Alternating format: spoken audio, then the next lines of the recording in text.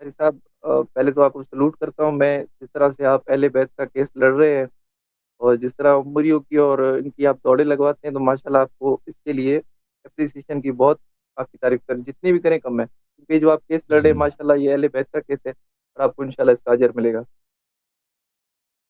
Okay, thank you sir, سر اللہ میں آپ کو جزائے خیر دے، تھینک یو، سپورٹ کا شکریہ. حسن اللہ صاحب، میرے پاس کچھ میرے ذہن میں کچھ سوالات ہیں. الحمدللہ ہوں میں ہوں تو شیعہ، بٹ اس ہوں کے بعد کچھ سوالات میرے ذہن میں، جس طرح ہمارے یہاں اہل تشیع میں آپ کو پتہ ہے کافی گروپس ہیں، تو ان کی ہوں بھی کچھ باتیں میرے ذہن میں ہیں اور تھوڑا سا مائنڈ مکس اپ ہو گیا، تو مجھے کلیئرنس کے لیے میں نے کہا آپ سے سوالات آپ کے آگے رکھوں. سوال یہ ہے سر کہ مولا علی کے بارے میں، جس طرح کے ان کے لقب ہیں، ید اللہ کا، عین اللہ کا، تو میرے ذہن میں یہ سوال پیدا ہوا کہ کیا اللہ اس چیز پہ قادر ہے؟ کیا اللہ اشرف المخلوقات کی صورت میں دنیا کے اندر اس کی ظاہری ہوئی ہے یا نہیں ہوئی؟ نہیں نہیں نہیں ہوا. اللہ تعالیٰ جسم نہیں ہے، اور اللہ تعالیٰ کو کسی آنکھ نے کبھی نہیں دیکھا ہے اور نہ دیکھے گا. قرآن مجید فرماتا ہے لا تدرکہ الابصار وهو یدرک الابصار وهو اللطیف الخبیر. اللہ تعالیٰ آنکھوں میں نظر نہیں آنے والی چیز ہے، وہ ہے ہی نہیں، جسم ہے ہی نہیں، وہ کسی مکان میں ہے ہی نہیں، وہ کسی مکان کا محتاج ہے ہی نہیں، وہ وہ وہ آنکھ میں نظر نہیں آنے والی چیز ہے. اللہ تعالیٰ ہر چیز جو آنکھ میں نظر آتی ہے وہ مخلوق ہے، اللہ نے اس کو بنایا ہے. وہ رب وہ ہے جو آنکھ میں نظر نہیں آتا. اوکے. جی جی. اچھا سر، اس میں پھر ہم لوگ اگر حدیثوں کی طرف جاتے ہیں تو اس میں حدیثوں میں دو تین چیزیں ہمیں اشارتاً ملتی ہیں کہ خدا نے آدم کو اپنی صورت جیسا بنایا، اپنی صورت جیسے میں بنایا. نہیں نہیں پھر ایک نہیں، یہ وہ یہ صورت یہ تو جو ہے نا، وہ صورت سے مراد یہ نہیں کہ اللہ تعالیٰ نے اپنے ہم شکل بنایا. اس کا مطلب یہ ہے کہ جیسے اللہ تعالیٰ نے کہا وَنَفَخْتُ فِيهِ مِن رُوحِي، اور کعبہ کو کہا کہ اب میری بیت، میری جو میرا گھر ہے، ٹھیک ہے نا. اللہ تعالیٰ نے جی کہا سر. کہ کعبہ میرا گھر ہے. اب اللہ تعالیٰ کعبے میں رہتا ہے. کعبہ تو لوگ کھولتے ہیں، اس کے اندر جاتے ہیں، جھاڑو لگاتے ہیں، صاف کرتے ہیں، اللہ تو نظر نہیں آتا اس میں نا. تو اللہ نے کیوں کہا وہ بیتی؟ قرآن میں فرمایا وَطَهِّرَ بَيْتِيَ لِلطَّائِفِينَ وَالْعَاكِفِينَ وَالرُّكَّعِ السُّجُودِ، میرے گھر کو صاف کر. ٹھیک ہے نا. اللہ جی تعالیٰ نے آدم علیہ السلام کو اپنے شکل میں بنایا ہے. میں اس کا حدیث آپ کو دکھا دیتا ہوں. اس کا مطلب یہ نہیں ہے کہ وہ اللہ کی شکل ہم شکل ہے، اس کا مطلب کچھ اور ہے. مطلب یہ ہے کہ جو شکل اللہ نے بنایا ہے وہ بڑا شریف شکل ہے. جیسا کہ کعبہ اس کا بیت ہے، یہ نسبت جو ہے شرافت کی نسبت ہے، نہ کہ واقعا اللہ تعالیٰ اس میں رہتا ہے. اچھا. سر، اس کی جو حدیث مبارک تھی وہ اس طرح کے ہاں، اس میں کو دکھا کچھ دیتا ہوں، میں الفاظ دکھا لاتے دیتا کہ ہوں. ایک منٹ. صورت ہی. ہاں سر. یہ کتاب ہے کتاب الاصول من الکافی، الاصول من الکافی، الاصول من الکافی، چاپ دار الکتب الاسلامیہ، صفحہ نمبر 133، باب الروح. یہاں پہ حدیث نمبر 3. میں نے پوچھا امام علیہ السلام سے وَنَفَخْتُ فِيهِ مِن رُوحِي كَيْفَ هَذَا النَّفَخْ، اللہ تعالیٰ نے کہا کہ میں نے اپنے روح آدم میں پھونکی ہے. یہ کیا ہے؟ اللہ نے اپنا روح کس طرح پھونکا ہے؟ اللہ کا روح مثلا آدم میں داخل ہو گئی ہے. فقال إن الروح متحرك كالريح وإنما سمي روحا لأنه اشتق اسمه من الريح وإنما أخرجه عن لفظة الريح لأن الأرواح مجانسة الريح وإنما أضافه إلى نفسه لأنه اصطفاه على صائر الأرواح. روح کو اس لیے روح کہا گیا ہے کہ روح جو ہے متحرک ہے، جیسے کہ ہوا، ریح ہوا کو بولتے ہیں، ہوا متحرک ہے، روح بھی اسی طرح متحرک ہے. اور کیونکہ ارواح جو ہیں، ارواح ایک دوسرے کے بو سے انس رکھتے ہیں، ارواح ایک دوسرے کے بو سے انس رکھتے ہیں، اس لیے روح کو، ارواح کو ریح کہا گیا، روح کہا گیا، کیونکہ روح سے مشتق ہے، ریح سے مشتق ہے، اور ریح کا مطلب ہے بو، اور ریح کا مطلب ہے ہوا. اچھا. اور اس لیے کہا نفخت فیہ من روحی لأنہ اصطفاہ علی سائر الارواح، کیونکہ اللہ تعالیٰ نے آدم علیہ السلام کی روح کو دوسرے ارواح پہ فضیلت دی ہے. فضیلت جیسے کعبہ بیت ہے نا، اللہ کا گھر ہے، یہ نہیں کہ اللہ ادھر رہتا ہے، یہ کعبہ اللہ کا گھر ہے، اس لیے کہتے ہیں اللہ کا بیت ہے کہ یہ دوسرے مقامات پر اللہ نے اس کو فضیلت دی ہے. اس کی برتری ہے، اس لیے کہا کہ میری بیت، نہ کہ اللہ اس میں رہتا ہے۔ روح بھی اللہ کا روح نہیں ہے کہ اللہ کا مثلا روح ہے، اللہ نے اپنے روح سے کاٹ کے اس کو میں ڈال دیا، نہیں۔ روح اس لیے کہ یہ روح جو اللہ کی مخلوق ہے یہ دوسرے روحوں پر افضل ہے۔ کما قال لبیت من البیوت، بیتی کیونکہ کعبہ کو کہا بیتی، ولرسول من الرسول خلیلی، حضرت ابراہیم علیہ السلام کو خلیلی، واشباہ ذالک، اور اس طرح دوسرے جو قرآن میں ہے، وکل ذالک مخلوق مصنوع محدث مربوب مدبر، اور یہ سب جو اللہ نے کہا کہ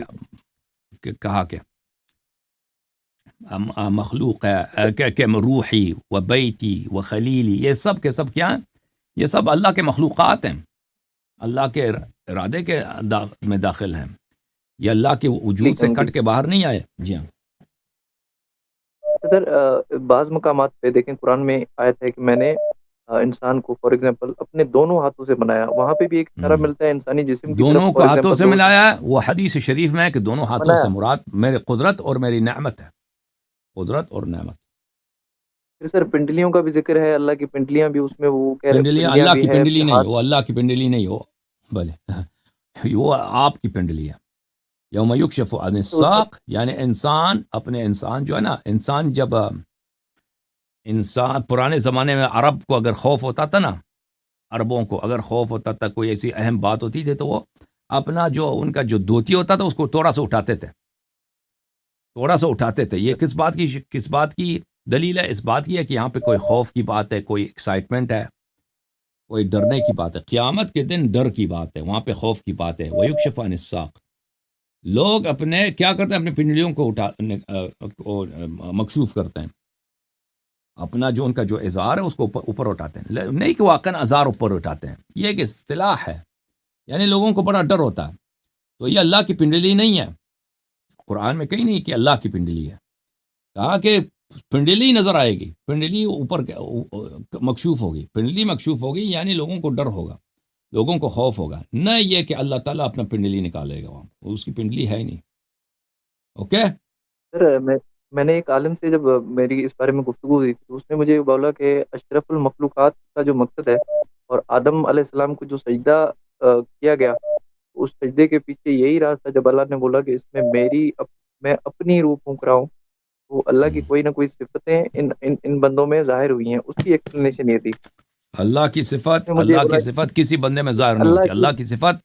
اللہ کی صفت اس کی عین ذات ہے، ٹھیک ہے نا؟ اللہ کی صفت اس کی عین ذات ہے۔ اللہ کا علم اللہ سے الگ نہیں ہوتا، اللہ کی قدرت، اللہ کی حیات اس سے الگ نہیں سر ہوتا۔ پھر نج البلاغہ کا اگر ریفرنس ڈالیں تو اس میں نے مولا علی کا جو خطبات ہیں اس میں کچھ پڑھا ہے کہ انہوں نے اس میں بڑا کلیئرلی ان میں بولا ہے کہ اللہ کو ہم کسی بھی جگہ پہ محدود نہیں کر سکتے ہیں ان کو۔ فار بالکل ایگزامپل اگر ہم لوگ بول رہے ہیں کہ بھائی صرف نور ہے، تو کل شیء قدیر کا جو کانسیپٹ ہے، اور صرف نور کی حد تک اگر ان کو ہم لے آتے ہیں تو مینس کہ ہم نے ان کی جتنی بھی دوسری جگہ ہے ان پہ ہم لوگوں نے ان کی منفی کر دی کہ وہ نہیں ہے، ہم نے ان کو محدود کر دیا نور تک۔ فار ایگزامپل کرو، کیا یہ اللہ اس طرح نور نہیں ہے جو آپ سمجھتے ہیں لائٹ ہے نا، جو لائٹ ابھی ٹی وی جو بجلی آ جاتی ہے تو لائٹ آ جاتا ہے، یا اگربتی جلاتے ہیں یا موم بتی جلاتے ہیں تو لائٹ آ جاتا ہے۔ اللہ اس طرح کا نور نہیں ہے، سورج کی جو لائٹ ہے۔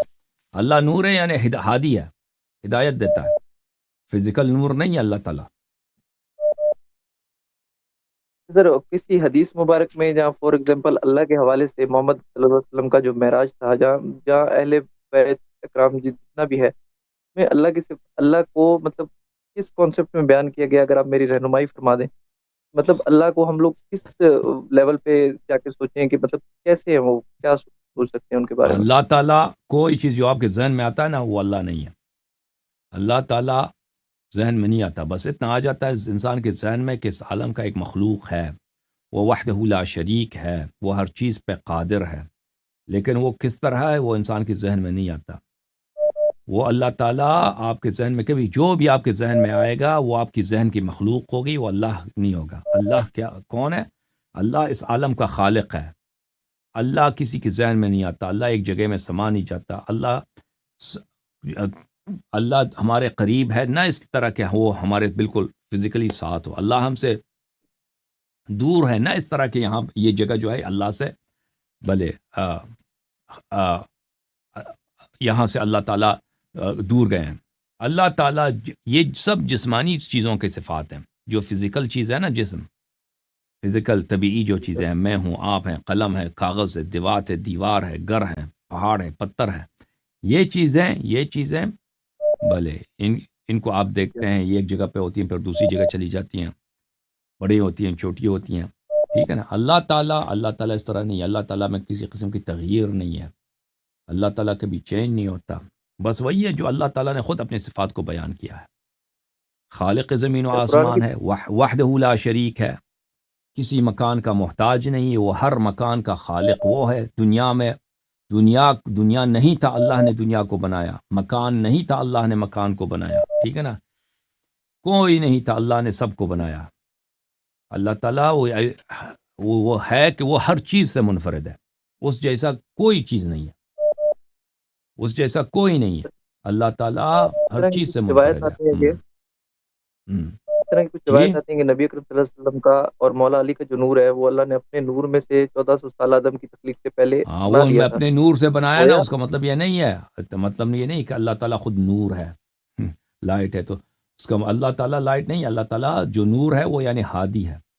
اللہ تعالیٰ نے جس مواد سے اہل بیت علیہ السلام کو خلق کیا، وہ مواد بڑا عالی مقام ہے. ٹھیک ہے نا. ان کی جو طینت ہے، جو گل ہے، جس سے اللہ نے بنایا، وہ بہت ہی پاکیزہ ہے، بہت مبارک ہے. جیسے کعبہ کو اپنے سے نسبت دیے کہ بیتی، ٹھیک ہے نا، اسی طرح اس نور کو بھی اپنے آپ سے نسبت دیے کہ من نوری، کہ میں نے ان کو اپنے نور سے بنایا. نہ یہ کہ اللہ خود نور ہے، ٹھیک ہے نا، اسی نور کو کاٹ کے پیغمبر بنا دیا یا کسی دوسرے کو بنایا. یہ اللہ تعالیٰ اس طرح کی نور ہے ہی نہیں ہے. وہ اس میں کسی تقسیم تجزیہ ہے نہیں ہے. وہ اس طرح نہیں ہے کہ اس سے کچھ چیز الگ ہو سکتا ہے. یہ ہم اور آپ ہیں کہ ہم سے کچھ چیز الگ ہو سکتا ہے نا، ہمارا ایک جزء ہم سے کوئی کاٹ کے نکال دے. اوکے. جی یا سر. سر میں اللہ ایک تعالیٰ آخری کوئی سورج ہے، مثلا سورج کی طرح اس سے نور نکلتا ہے، اسی کے نور کو مثلا کاٹ کے جمع کر کے پیغمبر کو بنایا. اللہ تعالیٰ اس طرح ہے ہی نہیں. نستجیر باللہ. یہ سب مخلوقات کی صفات ہے. اوکے، خدا حافظ میرے بھائی.